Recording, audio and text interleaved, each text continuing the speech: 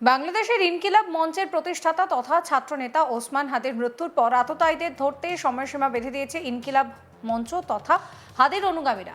ইনকিলাব মঞ্চের সঙ্গে যুক্ত হাদির ঘনিষ্ঠ সহযোগী আব্দুল্লাহ আল জাবেরের ইউনুসের সরকারকে ২৪ ঘন্টার আলটিমেটাম তারা বেঁধে দিয়েছেন। তার দাবি, আগামী ২৪ ঘন্টার মধ্যে সরকারকে সমস্ত কিছু জানাতে হবে। হাদি হত্যার জন্য কারা দায়ী এবং তাদেরকে গ্রেফতারে কি পদক্ষেপ করা হচ্ছে সমস্ত কিছু বলতে হবে। সময়সীমার মধ্যে সদুত্তর দিতে না পারলে অন্তর্বর্তী সরকারের স্বরাষ্ট্র উপদেষ্টা এবং সহকারী উপদেষ্টার পদত্যাগের দাবিও জানানো হয়েছে। এই ঘোষণার পর কিন্তু বেশ চাপে পড়ে গিয়েছে মোহাম্মদ ইউনূসের অন্তর্বর্তী সরকার, কারণ হাসিনার সময় গণ অভ্যুত্থানের সাক্ষী থেকেছে বাংলাদেশ। এরপর বাংলাদেশে অন্তর্বর্তী সরকার শপথ নিয়েছে। এখন হাদির মৃত্যুর ঘটনাকে কেন্দ্র করে যদি অশান্তির আবহে উগ্র মৌলবাদীরা বাংলাদেশের ক্ষমতা দখলের চেষ্টা করে, তাহলে কিন্তু বেশ বিপাকে পড়তে হবে মোহাম্মদ ইউনূসকে। এটাই মনে করছে আন্তর্জাতিক বিশেষজ্ঞ মহল।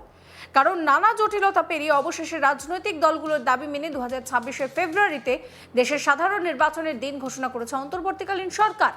আওয়ামী লীগ এমনিতেই বাংলাদেশের রাজনীতিতে এখন অপ্রাসঙ্গিক। বিএনপি নেত্রী খালেদা জিয়ার শারীরিক অবস্থাও বেশ সংকটজনক। এই পরিস্থিতিতে হাদি নির্দল প্রার্থী হিসেবে ২০২৬-এর সাধারণ নির্বাচনে লড়ার ইচ্ছা প্রকাশ করেছিলেন। হাদির মৃত্যুতে সেটা আর হবে না। দেশের রাজনৈতিক অচল অবস্থার সুযোগ নিয়ে এই পরিস্থিতি এবং সেই পরিস্থিতিতে যদি কট্টরপন্থী মৌলবাদীরা পথে নামেন এবং দেশের শান্তি বিঘ্নিত হয়, তাহলে আন্তর্জাতিক মহলে মুখ পুড়বে ইউনূসের। যদিও ইউনূস নিজে উপস্থিত ছিলেন হাদির শেষকৃত্যে। শনিবার দুপুরে বাংলাদেশের জাতীয় সংসদ ভবনে দক্ষিণ প্লাজায় হাদির শেষকৃত্য সম্পন্ন হয়। উপস্থিত ছিলেন সে দেশের অন্তর্বর্তী সরকারের প্রধান মোহাম্মদ ইউনূস। এছাড়াও ছিলেন তাবড় রাজনৈতিক ব্যক্তিত্ব এবং উপদেষ্টা পরিষদের সদস্যরা। হাদিকে শেষ শ্রদ্ধা জানাতে সংসদ ভবনের সামনে জড়ো হয়েছিলেন কাতারে কাতারে মানুষ।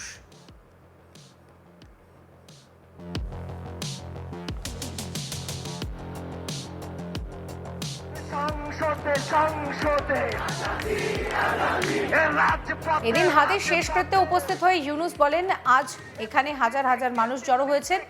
শুধু এই প্রাঙ্গণেই নয়, গোটা দেশ জুড়ে, এমনকি বিদেশে থাকা প্রবাসী বাঙালিরাও দেখেছেন। প্রিয় ওসমান হাদি, আমরা আজ আপনাকে বিদায় জানাতে আসিনি। আপনি আমাদের হৃদয়ে রয়েছেন। যতদিন বাংলাদেশ থাকবে ততদিন আপনার নাম জড়িয়ে থাকবে। ইউনূস আরো বলছেন, আপনি আমাদের শিখিয়েছেন কিভাবে বিনম্রভাবে মানুষের কাছে পৌঁছতে হয়, কিভাবে কাউকে আঘাত না করে নিজের মত প্রকাশ করতে হয়, আর কিভাবে নির্বাচনী প্রচার চালাতে হয়। আমরা সেই শিক্ষাকে গ্রহণ করেছি এবং বাস্তবায়নে অঙ্গীকার নিচ্ছি। আমরা এমন এক রাজনৈতিক সংস্কৃতি করতে চাই যেখানে হাদির আদর্শ চিরজীবন্ত হয়ে থাকবে। আমরা কারোর সামনে মাথা নত করব না, বিশ্বের দরবারে মাথা উঁচু করে রাখবো। এটাই ছিল জনসাধারণের কাছে আপনার প্রতিশ্রুতি, আর সেই প্রতিশ্রুতি আমরা যে কোনো মূল্যে পূরণ করব। এদিকে হাদির শেষকৃত্যে শনিবার বিকেলে শাহবাগ চত্বরে জমায়েতের ডাক দেওয়া হয়েছিল। সেই জমায়েত থেকে ইউনূস সরকারের স্বরাষ্ট্র উপদেষ্টা তথা লেফটেন্যান্ট জেনারেল জাহাঙ্গীর আলম চৌধুরী এবং প্রধান বিশেষ উপদেষ্টার সহকারী খোদাবক্স চৌধুরীকে ২৪ ঘন্টার সময়সীমা বেঁধে দেওয়া হয়েছে। ইনকিলাব মঞ্চের তরফে আব্দুল্লাহ আল জাবের বলছেন, ২৪ ঘন্টার মধ্যে জনসমক্ষে এসে বলতে হবে গত এক সপ্তাহে তদন্ত কত দূর এগিয়েছে।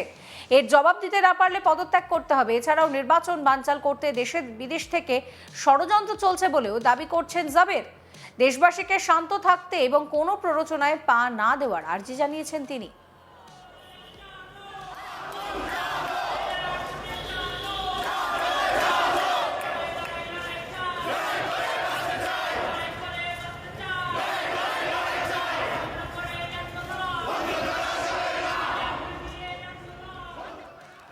এই ঘটনার প্রতিবাদে বাংলাদেশের জাতীয় গণতান্ত্রিক পার্টির সহ সভাপতি রাশেদ প্রধান প্রতিবাদ মঞ্চ থেকে দাঁড়িয়ে ভারতকে হুঁশিয়ারি দিয়ে বলেন, হাদির ওপরে যারা হামলা করেছে হিন্দুস্তান তাদের আশ্রয় দিয়েছে, তাদের ফেরত দিতে হবে।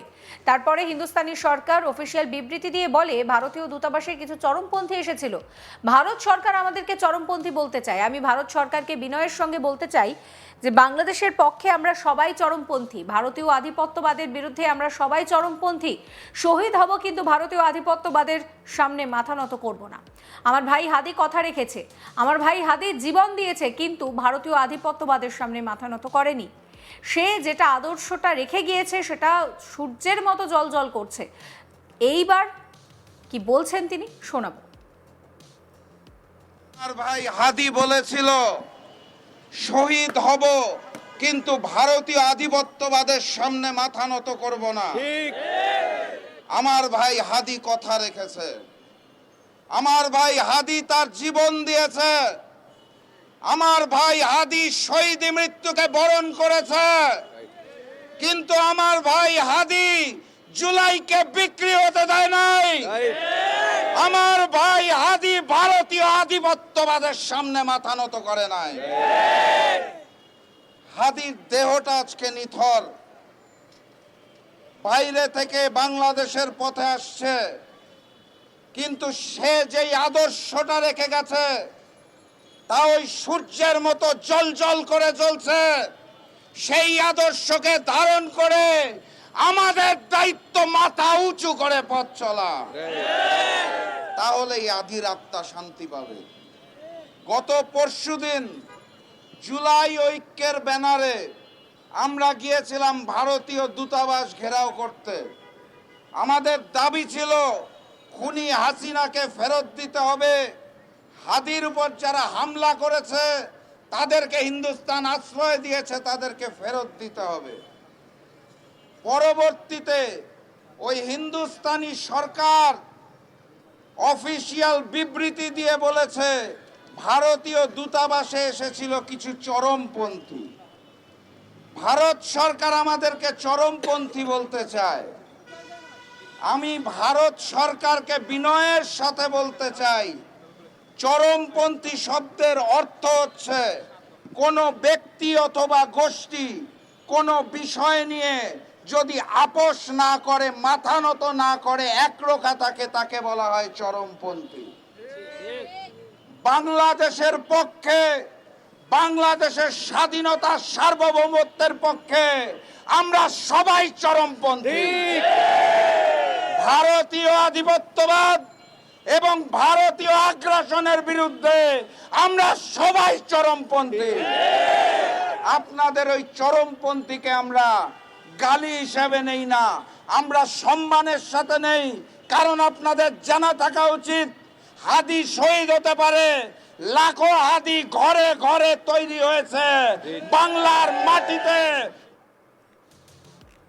এই ঘটনার প্রতিবাদে বাংলাদেশের জুলাই আন্দোলনের অন্যতম সদস্য নাহিদ ইসলাম কি বলছেন শোনাবো।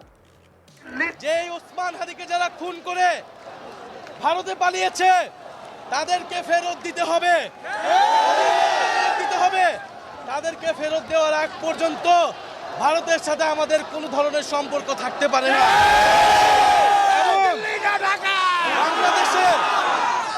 বাংলাদেশে